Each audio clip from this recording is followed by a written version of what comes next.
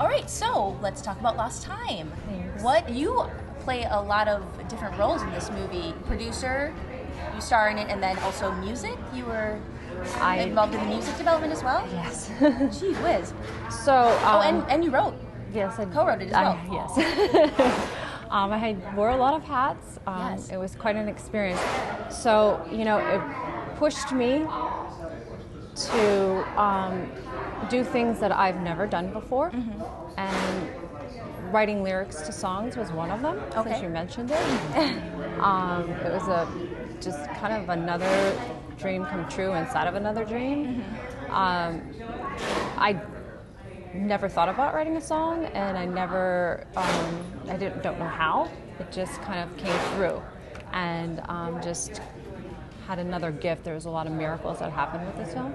So another, gift was that I had the beautiful Allison Arahita, who was a former American Idol, perform and write the music to one of them. Very nice. So that's awesome. It was a really fun experience. So I felt like I was 12, and I got, because she's my idol. Mm-hmm. I adore her. She's so talented. To actually birth this song with me was just an incredible experience. That's crazy.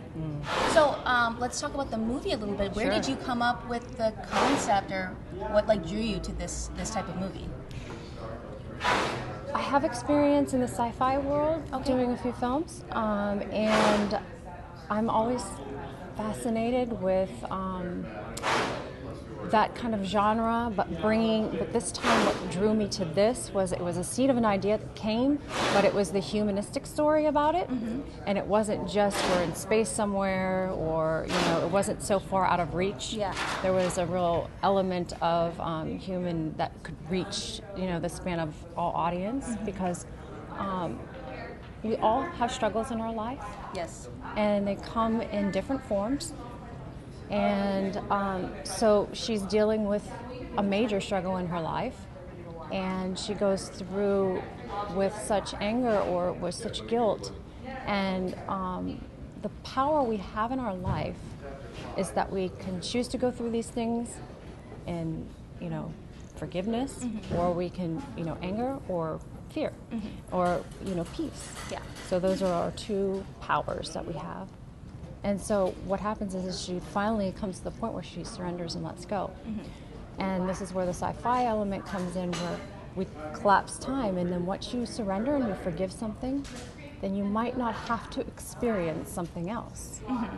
Okay. And so therefore the parallel came in, where there's an element in the film that she gets to go back and re-experience something. Yeah, definitely. Yeah, so that's where that came from. That's crazy. Yeah. When the script itself, when you were presenting it to other people, were they like, "What is this?" Or what kind of reactions did you get?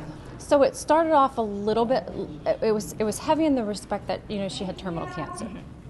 It was a little bit lighter throughout, and when I looked at the end of the film, it didn't match the beginning and the middle part of the film. Okay. And so it didn't feel like it fit in the same genre. So I didn't sleep a lot, and I was waking up in the middle of the night and knowing that something had to be different. Okay.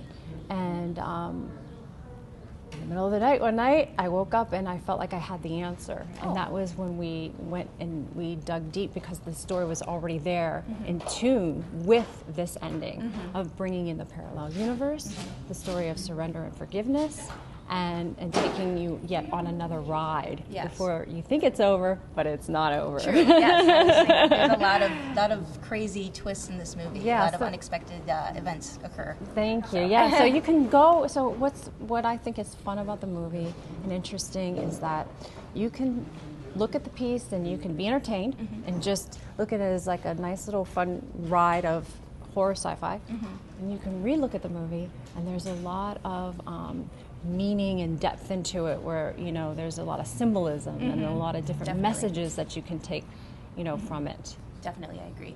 And for people who don't know, your character has cancer. I don't know if you want to tell us a little bit about your character. Yes, Valerie has terminal cancer, and her sister, her only sister, and it's her only family member that's left because their mother died of cancer, and their father sort of just, we don't know what happened to him. He just took off and couldn't deal with it. So he's out of the picture as well. So it's just the two of them. And so she actually separated herself from the love of her life, who actually comes back into her life, which is Detective Carter. Yes.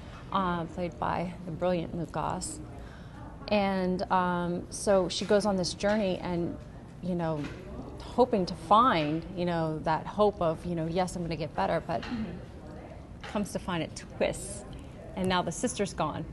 The love of her life, you know, in respect to her only family, is now taken from her. And then all of a sudden she is healed and she doesn't understand why. Yeah. And so she feels guilt, and you know, and she can't sleep, and she has like post-traumatic stress, and she's consumed with finding her sister and what happened to her sister. Did you have to do a lot of research for this role? I mean, you know, cancer patient and things like that. It's a sensitive subject, so. I think everybody has been touched by somebody. Yes, unfortunately, that, you know, we've all either witnessed it or had a friend, you know, experience it, and unfortunately I've seen too much of it. Okay. And I just kind of allowed that to come in, and actually the director's mom had passed away from cancer a few years ago. Okay. And we actually did a little memorial to her for this film. But yes, so, you know, seeing that was part of the preparation, knowing that, and then you kind of let it go and surrender, and then you just let it all fall into place, because there's not one thing that you rely on. It has to come from all these different things, stimulus, either it be something you remember in your life, something you've witnessed in your life, or something in the moment that brings that out of you.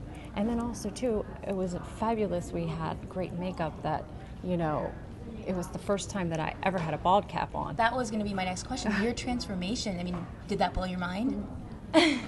It was ridiculous. Yeah. So the first day, right, they put it on me and everything. So, you know, you know what's happening to you. So I had the moment by myself to go into the bathroom and be with myself for a minute, and, you know, and then you get up and you're like, okay, you know, take a breath. Then you go to the mirror and you forget for a second because you're doing your preparation.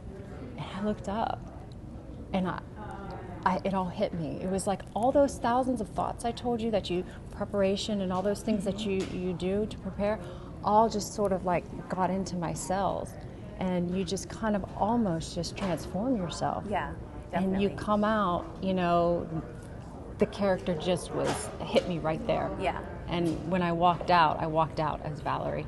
Well, that's something that stands out. Like, the way that you look in the movie just adds so much to just like the darkness and kind of like the creepiness to it. I mean, just like your expressions and everything in the movie are crazy. Yeah, well done. Thank you, I appreciate that.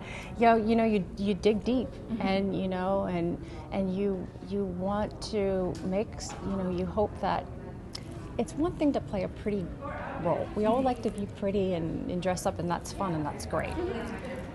But it's another thing as an actor to get down and dirty, and what I mean by that is you're not looking at the pretty, you're looking at the soul. Definitely. You know, Yeah. and that's what I hope comes through. Yeah. Yeah. You're looking into like the substance, which is exactly. Good. Yes. And to really, you know, pull something, you know, of substance out of the viewer, and you know, make them feel. Yeah. With such sensitive subject matter, and the movie itself is, you know, visually it's very dark. In between takes, did you guys like joke around, or did you try to keep it dark to stay in character, or what did you do?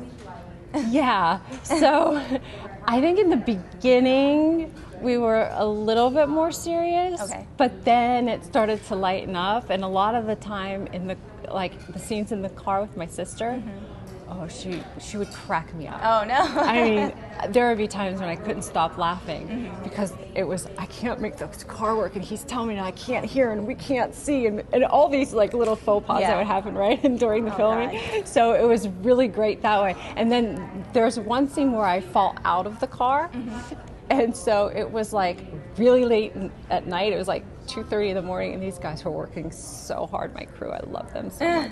And I'm like, I promise, guys, I'm going to get this in one take. I'm just going to do it.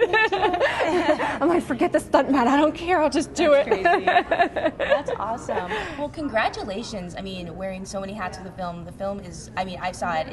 It's crazy. I mean, it's definitely entertaining. Thank you so congratulations. much. I really Thank you so much.